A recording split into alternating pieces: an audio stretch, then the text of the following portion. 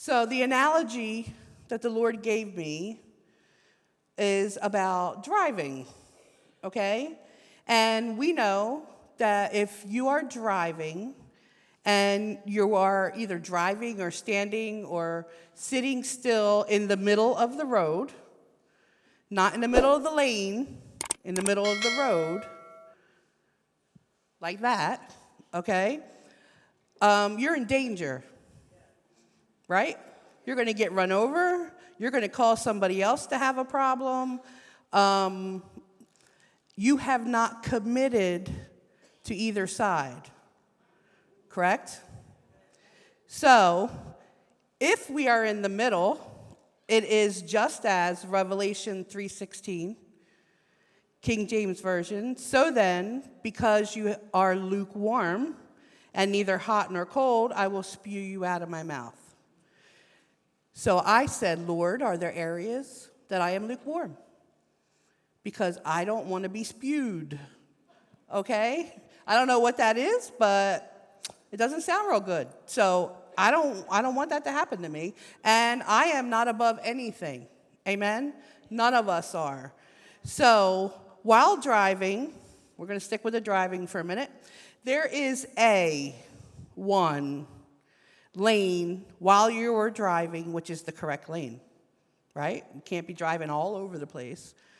Even on a 3-lane highway, you choose the lane that you are in. The left is for passing. Don't drive slow in the left lane. Okay. Even if you decide to change lanes, you put your blinker on, right? So you let somebody know something's happening, something's about to happen, okay? So, like we said, you can legally only be in one lane at a time, and there is a correct way to manage that, right? And why do we know that? Because every single person here that has a driver's license took a test for the state of New Jersey or whatever state you're from to have the privilege to drive on the streets of New Jersey. Amen? And it is a privilege.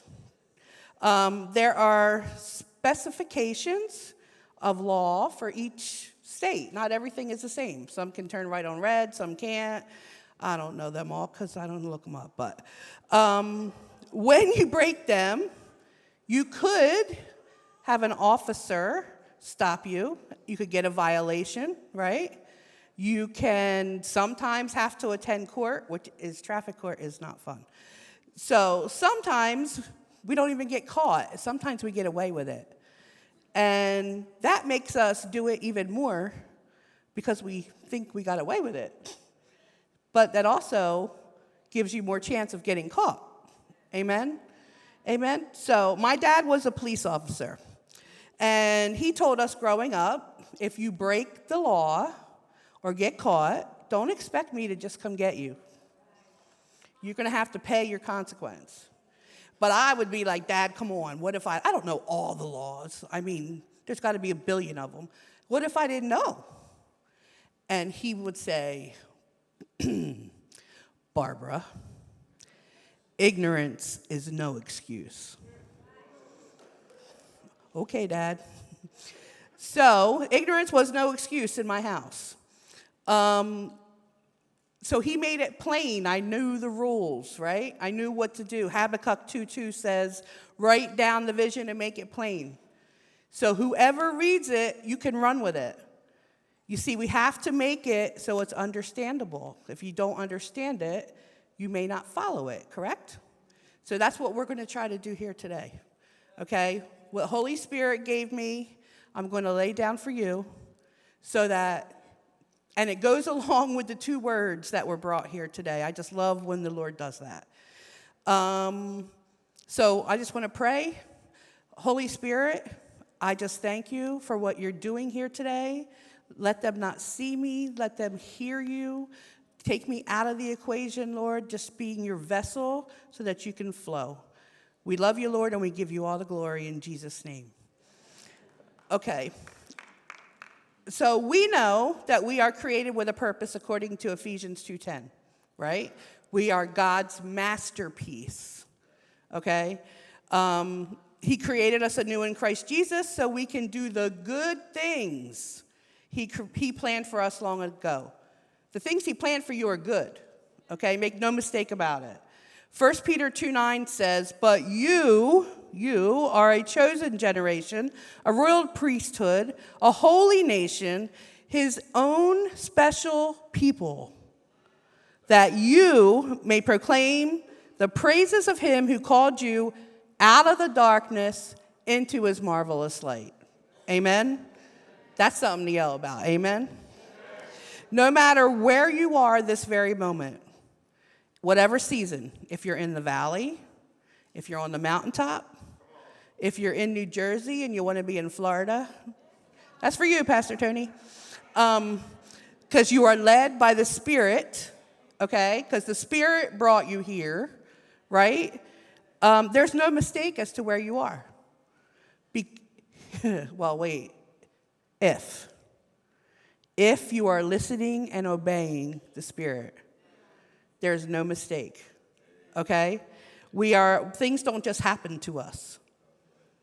So, John 16:13 says, when the Spirit of truth comes, he will guide you into all truth, for he will not speak on his own.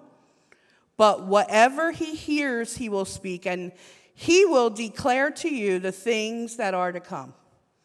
So, being led by the Spirit, you are where you are supposed to be. Amen? So we acknowledge that just like we just read, that we are born and put on a path or a road that he created for us, and it's a good one. But I want to ask you a couple questions. How do we stay in the correct lane, moving forward into things of the Lord, so as not to harm ourselves or anyone else, bringing the most people we can with us? How do we do that? Okay? We accept Jesus as our Lord and Savior, and we allow Holy Spirit to change us, to guide us, and to lead us into all truth. Amen? So, just as we have specific laws of each state to govern our ability to be a good driver, whether we like it or not, their laws, right? So we don't drive in the middle of the road, so we don't cause hazards. We have everything we need to be a Christian, continually growing into maturity, going from glory to glory, right here. Everything we need is right here. Okay? You can look in the laws, you can read them online, Google them, how fast can you go, when can I turn, when don't I turn, how do I act, if I yell at the officer, if I don't, whatever. The same thing. It's all right here. Whatever spiritual you need, it's right here. Okay? It's our how to live book. The question the Lord asked me is, now remember the two words, right? We are taking out what we don't need and adding what we do. Amen?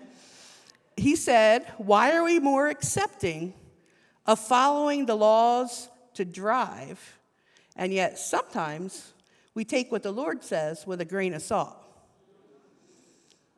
We feel like we've gotten away with it because we haven't had our consequence yet. But rest assured, Galatians 6:7 says, don't be misled. You cannot mock the justice of God. You will always harvest what you plant. Always harvest what you plant. Okay, so here's another example. We read in the Bible that gossip is bad, very bad, right? It can kill people, it can kill dreams, it can kill, period. Now, that's not the only thing that's horrible, I know that, okay? But it's one of them, and it's the one that he gave me, so here we are. Matthew 12:36 and 37 says, I tell you, on the day of judgment, people will give account for every careless word they speak. Every careless word. For by your words you will be justified, and by your words you will be condemned. So, we should be speaking life, right? So in Romans 1:30, Paul equates gossipers with slanderers and God haters. Okay? In essence, we are breaking the rule, the guideline, the law, right? When we are gossiping. 2 Timothy 2:16 says, "But shun profane and idle babbling, for they will increase to more ungodliness." They will increase. Not they might, not they could, they will. And I can hear some of us saying, okay, maybe I gossip a time or two, but they do that. Or that's worse than this. Or whatever that is, but that just proves my point, okay? That deflecting our responsibility for our own actions does nothing to better ourselves, anyone else, nor does it change the fact that God sees it all. He sees all of it, okay? You will produce what you plant. And we all know that this is not the road that the Lord put you on because he specifically said not to do it. So, we have to make sure that we aren't mistaking God's grace for his acceptance. Okay? This means just because you haven't felt the consequence doesn't mean he approves of our behavior. I have several behaviors that I need to work on. Did you think that maybe he's giving us time to get it right so we don't have to pay the consequence? Right? He's given us time. That's the grace. But someday, if we don't stop or we don't go from glory to glory or mature, we're going to be paying the consequence.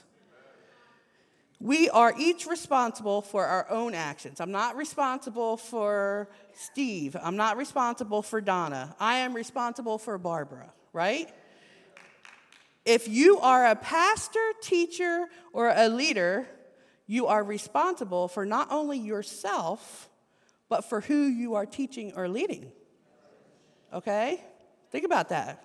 That's why James 3:1 says, "Not many of you should become teachers, my fellow believers, because you know that we who teach will be judged more strictly." We can lead people astray, okay? Because it's not about our opinion, and it's not about what I feel. It's about the Word of God, okay? In case you didn't know, I'm here to tell you that you all are leaders. All of us are leaders. Because as Christians, we are to be Christ-like, right? And people are watching us, and they are deciding whether they want to join us or not by our actions, okay? Now, here's confession time. I have to watch myself at four-way stops. There's already somebody there waiting, and here I come. And I get there, and they're still waiting. And I try not to, I'm not Italian, I don't know where this comes from. I try not to use my hands. I try not to open my mouth so that they can see I'm irritated. I try not to do that. Now I'm blessing them, okay? Lord Jesus, bless them. Let them know when to go, because I'm going to still be here in like 10 hours. And I'm going to tell you what happens. When I was flailing my arms and, mouthing whatever, I'm on my way to Wawa, so I'm going to hurry. So I don't know why, I don't know. But then I get to Wawa, and guess who's there? Mr. sitting at the stop street. But then who else is there? You guys. And then you hear, "Hi, Pastor Barb." And the guy's like,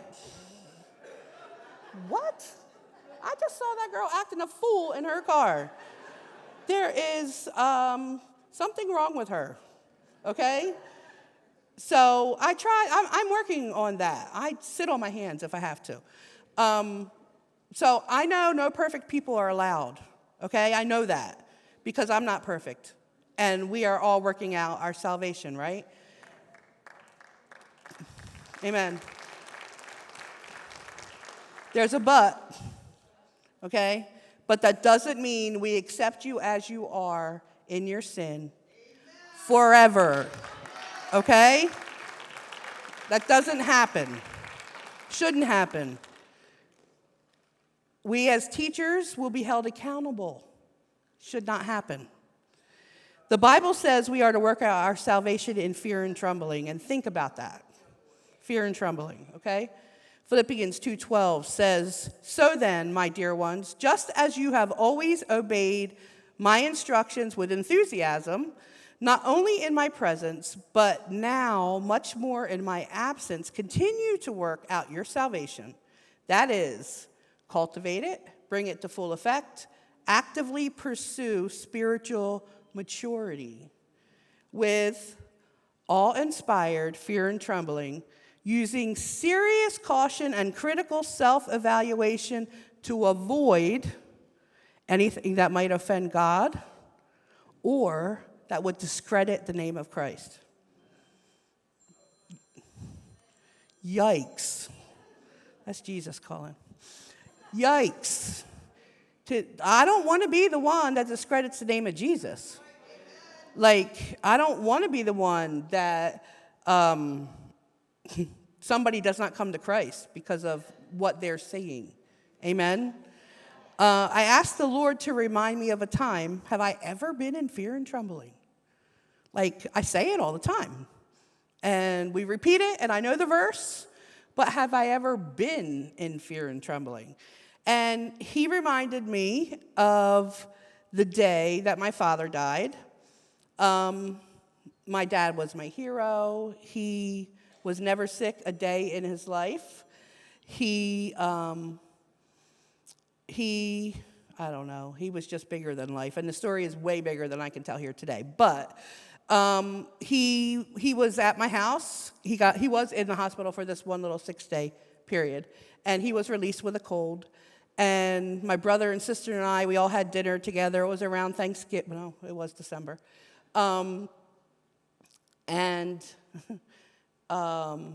He went to his car, and when he started gasping for air. And I was like, what do you do? I don't know what to do, right? So we did CPR. We tried to do everything we could do. And on December 8th, exactly 1 week before his 51st birthday, my father, my hero, my best friend, I would never hear him talk to me again. That was fear and trembling because I started having panic attacks. I didn't drive for 2 years. He died in the car, so I guess I equated that. I could not function. Now, that's a different kind of fear, okay? They're talking about reverential fear, but the intensity of what you're going through is what we're looking at, okay? Fear and trembling. With that same intensity, we should be worrying about our salvation. We should be working it out with that same intensity. Amen? My point in asking the Lord in that, as you know, is because I never knew if I ever had any fear and trembling like that. Like, do I have to that degree? And he showed me that I did, but I needed it for him. Do you know what I'm saying? In the spiritual realm, I needed to worry about my salvation with him like that. Okay? So, because we are bought with a high price, you know that, right? Jesus paid the price for us. Jesus paid it all, okay? So let's not let the price he paid for us be in vain, right? We need to be continually moving. Sometimes when others pay for us, I think you parents will know this, we don't take care of what was bought, right? Now, listen to my funny story. I was 17, and I had, I don't know why, but I got a Littman's credit card. Do y'all remember Littman's? Yeah, 17. Yeah, okay. And I love to buy things for people. So everybody had jewelry. And the good stuff, okay? Not just, at Temu, where these came from, but everybody had the good stuff. And one day I came home, and my dad, God bless him, found the bill, and he was like, "What is this?" And I was like, "I'll take care of it. I have a job." He was like, "You don't have that kind of job." I was like, "Okay, all right." Like, I don't know what to say now. He took the credit card from me. He cut it up. He put it, yeah, right, dads? He put it in a little mason jar so I could look at it. And said, "You will never do this again." 17 years old, I should have never had a credit card. Kids do not do this if you're in here. So he paid the bill, gave me my credit card back, but I had some friends, Jesus, that told me if you went to the store and said you forgot your credit card, that you could get a one-day pass, and you could go charge whatever you wanted. So I tried it out, and it worked. Okay, yeah, I was very dumb. And the bill had to come home. So I had to beat the mail before my dad because that's what happens. And that did not happen. He beat it. He got it before I got there. And you know how parents have that octave? When you hit it, you better leave town. Like, I can remember, like, it was like from here. What is this? I was like, oh my God. I was like, "Dad, I have a job. I can handle it." That was not the point. He had just paid the whole thing off, cut it up, and gave me back the pieces. But because it cost me nothing, I didn't feel nothing, right? Felt nothing. So my dad, from that point on, he taught me lots of lessons, just saying. And I know that's a total different analogy, okay? But my point is to show you how sometimes when people do things for us, we do not appreciate it. Sometimes that's why when we pay for classes, sometimes we'll take $5 because you have money in the game now, So my eyeball is watering. So we never forget what Jesus bought you, okay? He paid the highest price he could ever pay. And we have got to stop looking at others and picking on them, okay? We have got to stop putting whatever we want on Facebook, okay? On Instagram, on whatever gram, on TikTok, we have got to start the process of becoming holy. The word says in Leviticus 29:7, "Consecrate yourselves and be holy, for I am the Lord your God." My eyeball is watering. "And you shall keep my statutes and perform them. I am the Lord who sanctifies you." Could you try again? We also have to stop looking at others and wanting to be them, okay? Or act like them, okay? Or be empowered by them, okay? What do I mean by that? I can appreciate pastors, teachers, apostles. I can appreciate all of them, and I do, and I follow some. But I don't want to be them, okay? Who do I want to be like? Come to me and talk to me about what Jesus told you. Come to me and talk to me about how Holy Spirit is leading you. If all I ever hear out of your mouth is Stephen Furtick or Joyce Meyer or Greg Locke, tell me what Jesus is telling you. Don't use them as your filter, okay? Read it for yourself. Pray. Get your own words. God is no respecter of person. He'll speak to you just like he speaks to them, okay? He is coming back for a bride without spot or wrinkle, right? So Ephesians 5:27 says that he might present to himself the church in all her glory, having no spot or wrinkle or any such thing, but that she would be holy and blameless. And I used to think, man, he's never coming back. Look at us. Man, we got so many spots and wrinkles. I'm like, the older I get, the more wrinkles you get. And it's like, okay. But what if we're thinking about it wrong? Okay, what if he's coming back and only the ones going are without spot or wrinkle? That's a whole different viewpoint. Now, I'm not saying that's what it is, but all I can tell you is the things that I thought I knew when it comes to the Lord, I don't know. Okay? I know Jesus died on the cross. I know that I'm going to heaven. But just when I think I figured it out, the Lord does something totally different. So, and that's including myself. We all need to be working towards without spot or wrinkle. All of us. I'm not saying we're going to be perfect. We never will be perfect. It's a heart thing. It's a mind thing. We need to make sure that we are renewing this, and thereby our hearts are changed. Amen? So I think what we think is acceptable to the Lord is going to shock us, right? We see a judge on the street, and we call him Your Honor. We see an officer on the street, and my dad was Officer Bybel, and they would say, "Hi, Officer Bybel." But we see Jesus, and we're like, "Hey, bro."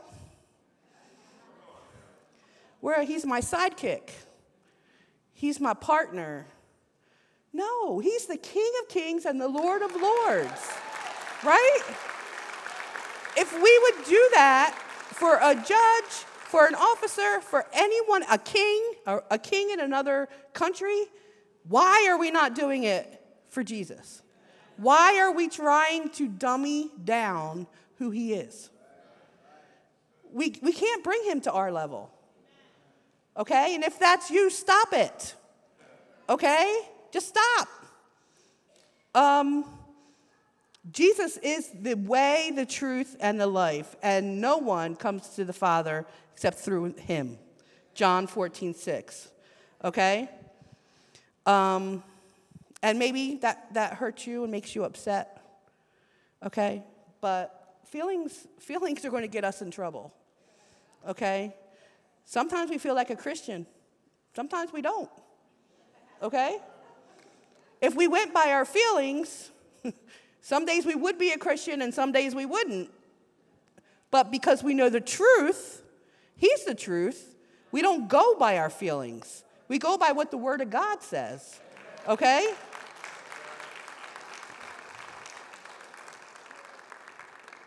And I think about when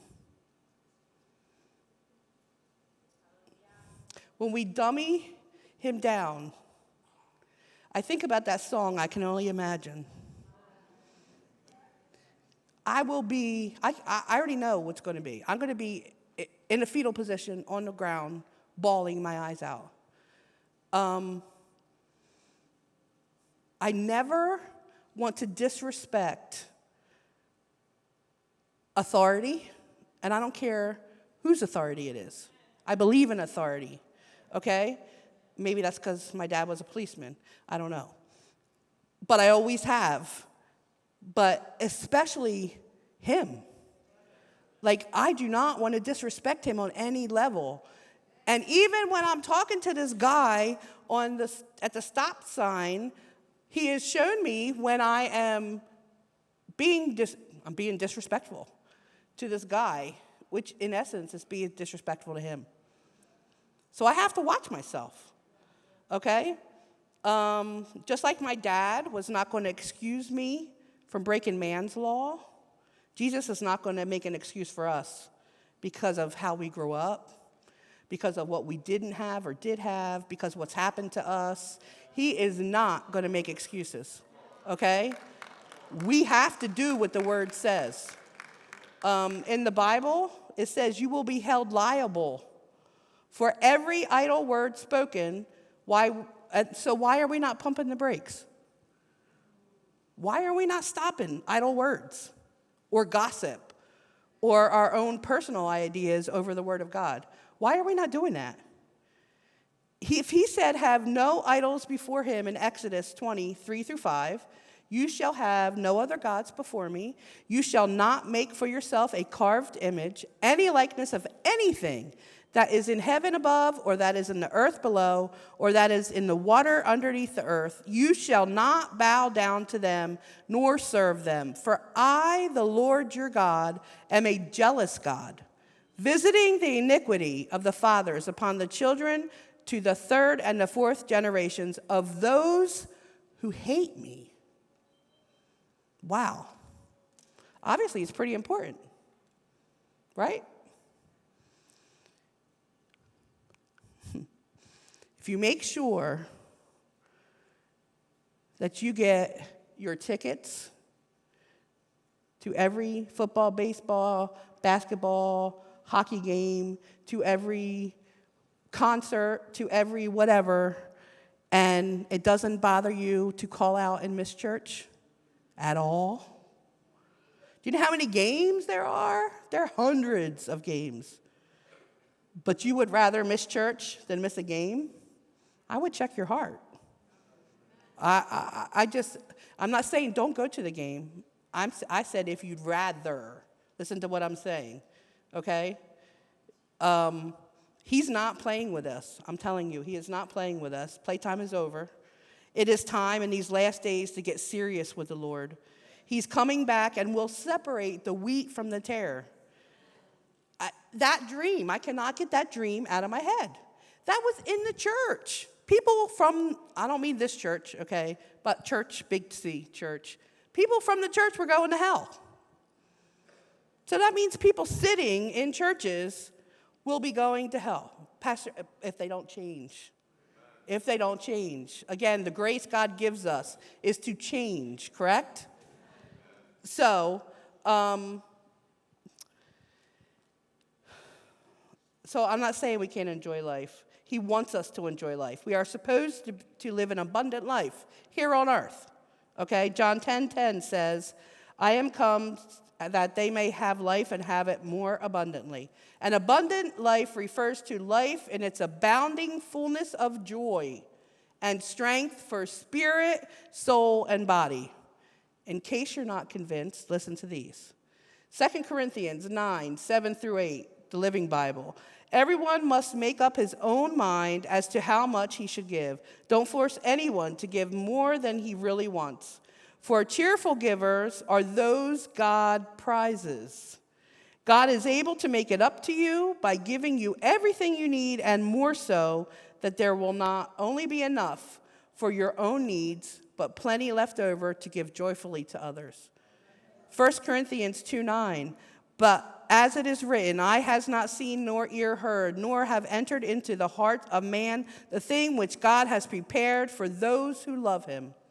Ephesians 3:20, now all glory to God, who is able through mighty power at work within us to accomplish infinitely more than we might ask or think. Jeremiah 33:3, ask me, and I will tell you remarkable secrets you do not know about things to come. Luke 1:37, for with God nothing is impossible.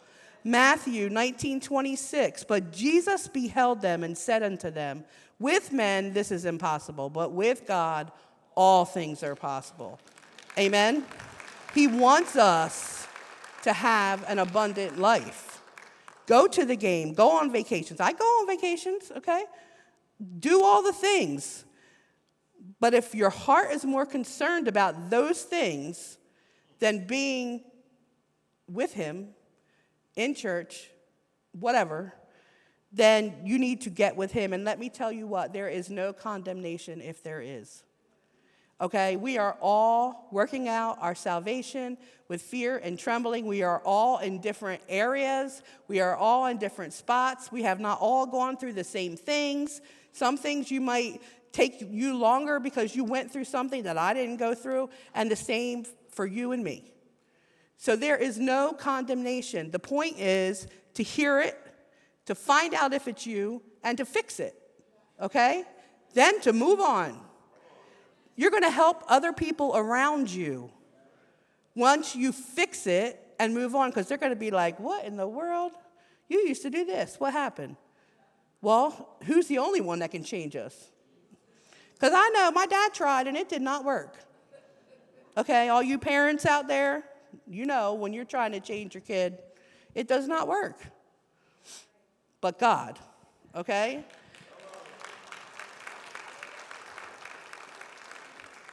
So because I love you, and I don't want to see anybody.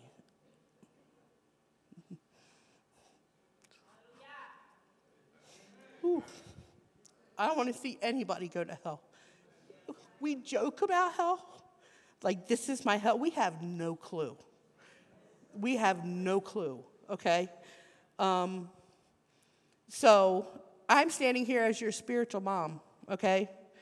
Telling you, if that is you, in the middle of the street, okay? There's cars coming. There's trucks coming. There's things are coming at you. You're going to cause harm to someone else or yourself. So if that is you, get out of the middle of the road. Pick a lane and move, okay?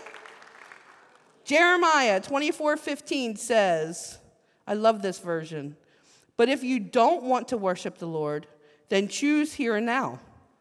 Will you worship the same idols your ancestors did? Or since you're living on the land that once belonged to Amorites, maybe you'll worship their gods. I won't. My family and I are going to worship and obey the Lord. Amen? In other words, choose you this day who you will serve. Okay? Work out your salvation in fear and trembling, and lead others to the cross of Jesus Christ, where they can find salvation and become part of the kingdom family. Get your eyes off of yourself alone. John 15:13 says, greater love has no man than they that lay down their life for a friend. Enough playing. Enough with the attitudes, enough with the judgments, enough playing God on Facebook. Do you realize when you continually post those negative, pointed things, people turn you off? People hide you. They're not hearing you anyway, okay? So you're saying it into the wind. You know why I know? Because I do it. I hide people. I don't want to see that mess. I just don't. I'm here. The Bible says in John 13:35, your love for one another will prove to the world that you are my disciples. Your love for one another. Now, I hear people say, because I love them, that's why I do that. Show me that in the Word of God. Show me one time when Jesus acted that way, okay? I want to emulate Jesus. I want to do what he says. I want to do how he's taught us through the Word of God to be. Amen? We need to get our eyes on Jesus, off of everything else.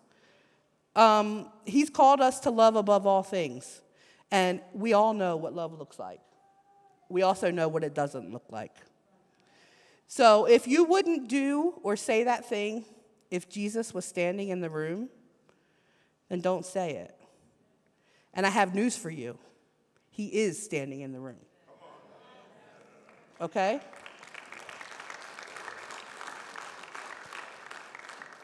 If you would have to apologize like I did through this process the past couple weeks, from running from my call, for not finishing the book that he told me to write, for not doing the conference he told me to do 3 years ago, okay? And maybe you haven't forgiven somebody, or maybe you're not the same person all the time, okay? And you may need to set some things right with him. You may need to get with him, get alone, and ask him to forgive you. And guess what? That takes more maturity than you will ever know. Running from God is very easy. I know, I've done it, okay? Facing him takes a lot of maturity, okay? So I'm going to, I just don't, there is no condemnation. I just can't say that enough. I stayed where I was for years because I was worried of what people were going to think, okay? And it stunts your growth, is what it does. It keeps you stuck. We don't want to be stuck. We want to go from glory to glory. And here at Chestnut, I believe, for the most part, from the people that I know, we want to help you along. We're not trying to be like, I saw that, let's put it on Facebook. No, we're not trying to do that. We're like, I saw that, how can I help you? You and me. Nobody else needs to know, okay? So we are at the, what's that called when you take your car in for a oil change? Service. We're at the service station today, okay? And so what is it going to cost you? I'm sorry to tell you, it's going to cost you everything. Just like the rich young ruler in Luke 18, okay? It looks different for all of us, and all of us have different things to overcome. The Holy Spirit is your spiritual leader. Amen? So what's it going to cost you? Everything. The rich young ruler, he went away sad. Why did he go away sad? Because he did not take advantage of what was afforded him. Okay? He walked away, just like you can walk away. Jesus doesn't make us do anything. We choose to do things. Okay? If you choose him, I can tell you, you will not have a more fulfilling or blessed life. You won't. Even through the hard times. I don't know how people do it without him.